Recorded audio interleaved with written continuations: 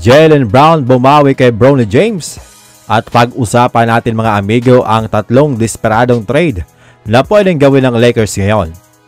Matapos mag-viral ang video kung saan binasa ng mga fans ang sinasabi ni Brown na sa kanyang palagay si Bronny James ay hindi pa pro.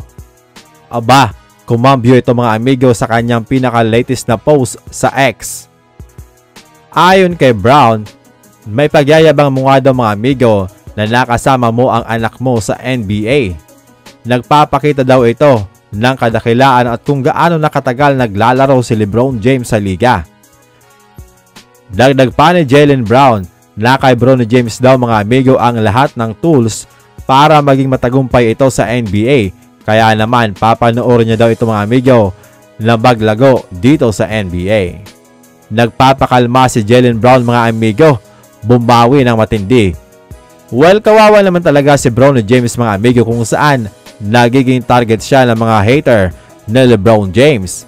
Ang Lakers hanggang ngayon ay wala pa ring naidadagdag na bagong player via trade para mag-improve sila ngayong season. Sinabi ni Coach JJ Redick sa kanyang naging appearance sa Sirius XM Radio na kailangan nila ng isang malaking sentro at talagang naghahanap sila. Kaya naman pag-usapan na natin ang tatlong desperadong trade na pwedeng gawin ng Lakers. Number 1, Darius Garland. Makukuha ng Lakers si Darius Garland mula sa Cleveland Cavaliers at makukuha naman ng Cavs sina D'Angelo Russell, Rui Hachimura at 2029 first round pick. Si Darius Garland ay laging laman ng trade ngayon mga amigo. Kung makukuha siya ng Lakers, magkakaroon ang Lakers ng elite na playmaker na mas lalong magpapahintulot kay LeBron na maglaro ng off the ball at ma-preserve sa mga key moments. Si Garland ay consistent scorer kung saan last season ay nag-average nga ito ng 18 points, 6.5 assists at 2.7 rebounds. Hindi naman sila nagkakalayo ni D'Angelo Russell mga amigo, kaso si D'Lo nagdi-disappear nga kapag playoffs. Pag napalitan ni Garland itong si D'Lo, magbabago ang pace ng laro ng Lakers kung saan mas mabilis nga itong player mga amigo.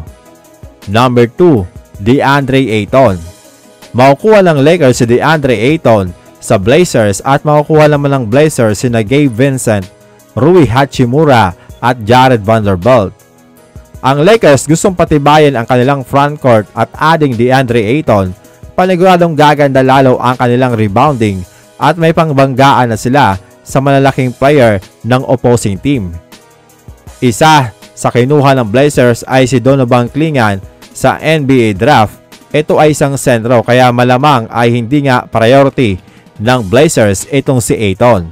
Si DeAndre Ayton ay nag-average ng 16.7 points, 11.1 rebounds at 1.1 assists sa loob yan ng 55 games last season.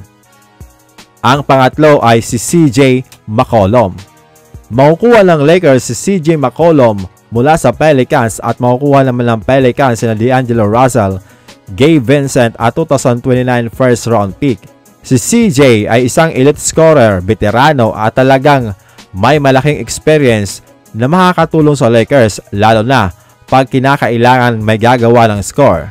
Si CJ McCollum mga amigo ay nag-average ng 20 points, 4.3 rebounds at 4.6 assists while shooting 43% from 3-point area.